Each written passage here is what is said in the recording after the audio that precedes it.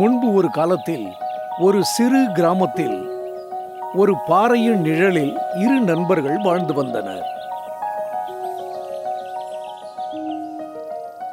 அந்த இருவரில் ஒன்று சிங்கம், மற்றொன்று புலி.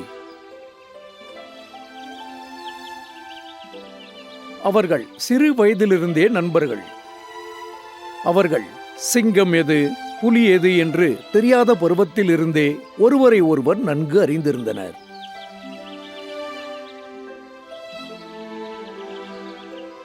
எந்தவித வித்தியாசமும் இன்றி அவர்கள் நன்கு பழகி வந்தனர். அவர்கள் வசித்து வந்த அந்த மலைப்பகுதி இயற்கையுடன் கூடிய அமைதியான இடமாக இருந்தது. அந்த பாறையின் நிழலில் ஒரு முனிவர் வசித்து வந்ததனால் கூட அந்த இடம் மிகவும் அமைதியான இடமாக இருந்திருக்கலாம். அனைத்து பந்த பாசங்களையும் துறந்த ஒரு முனிவராக அவர் வாழ்ந்து வந்தார்.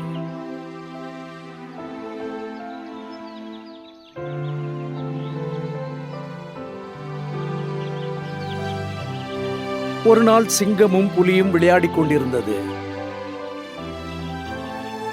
அப்பொழுது காரணமே இல்லாமல் ஒரு சிறிய விஷயத்தினால் அவர்களுக்குள் ஒரு சர்ச்சை எழுந்தது.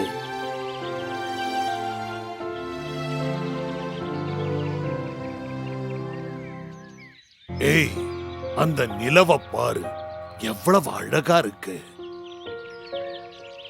ஆமா, சரிதான்.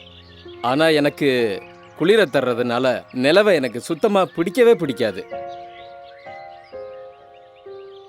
என்ன? மறுபடியும் சொல்ல. முழு நிலவு வர்ற அன்னைக்கு ரொம்ப குளிரா இருக்கும்னு எல்லாருக்குமே தெரியுமே, அதனாலதான் சொல்றேன்.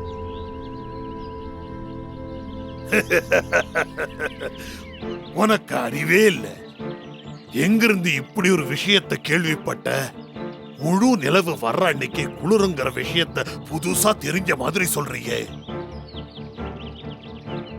உனக்கு எந்த விவரமும் தெரியாதுன்னா பேசாம வாயை மூடிட்டு நான் சொல்றத கேளு. விவரங்களை பத்தி என்கிட்ட பேசாத. இருவருக்கும் இடையே வாக்குவாதம் மேலும் மேலும் அதிகரித்துக் கொண்டே போனது. இருவருமே விட்டுக் கொடுக்க தயாராக இல்லை. அவர்களுக்கு இடையே நடந்த வாக்குவாதத்தில் யார் சொல்வது சரி என்று முடிவு செய்ய முடியவில்லை. இருவரும் ஒருவருக்கு ஒருவர் கோபமாக சண்டையிட்டனர்.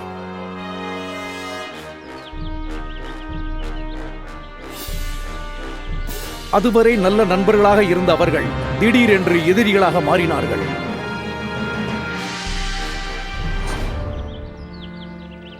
முடிவில் தங்களது விவாதத்திற்கான பதிலை முனிவரிடம் கேட்பது என்று இருவரும் முடிவெடுத்தனர். அவருக்கு நிச்சயம் இதற்கான விடை தெரிந்திருக்கலாம்.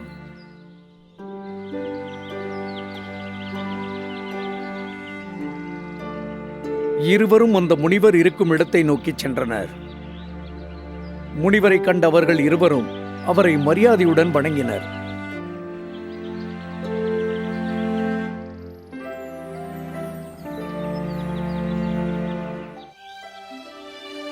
என்ன உங்களுக்கு என்ன ஆயிற்று? ஏன் இப்படி இருக்கிறீர்கள்? ஐயா, எங்க ரெண்டு பேருக்குள்ள பிரச்சனையை நீங்க தான் தீர்த்து வைக்கணும். முழு நிலவு வரும்போது அதிக குளிரா இருக்குமா இல்லையாங்கிறது தான் இப்ப எங்க பிரச்சனை. வளர்பிறையோ தேய்பிறையோ எப்போ குளிர் அதிகமா இருக்குங்கிறது எங்களுக்கு தெரியணும். நான் சரியான பதில தான் சொல்றேன், அவன் ஏத்துக்க மாட்டேங்கிறான். நீங்க ரெண்டு பேருமே புத்திசாலியா இருக்கீங்க. நாங்க எப்பவும் புத்திசாலித்தனமான கேள்விகளை தான் கேட்போம். நல்லது. எப்போது நிலவு வந்தாலும் அப்போது குளிராகத்தான் இருக்கும். வளர்பிறையோ அல்லது தேய்பிறையோ எந்த காலத்திலும் சரி.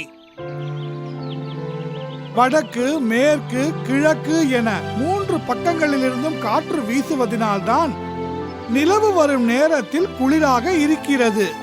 அதனால் நீங்கள் இருவர் கூறிய விடையும் சரியே. கேட்டியா? நான் சொன்னதுதான் சரி.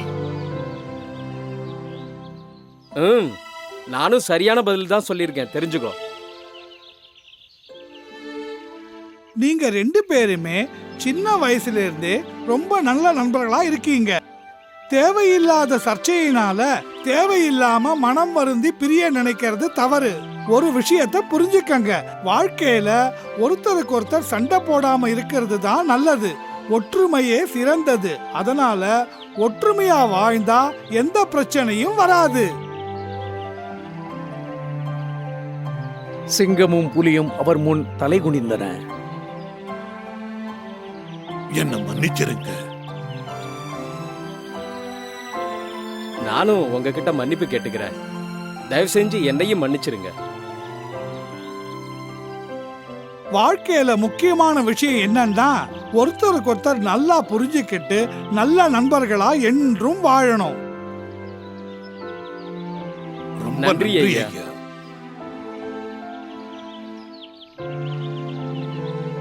அந்த முனிவர் சொன்ன நல்ல கருத்தை சிங்கமும் புலியும் தங்கள் மனதில் பதிய வைத்துக் கொண்டன.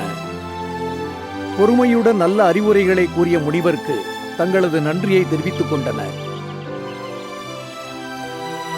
முனிவரிடமிருந்து விடைபெற்றுக் கொண்டவர்கள் பல காலம் நல்ல நண்பர்களாக வாழ்ந்தனர். மாறல்: நட்பிற்கு ஈடு இந்த உலகில் எதுவும் இல்லை.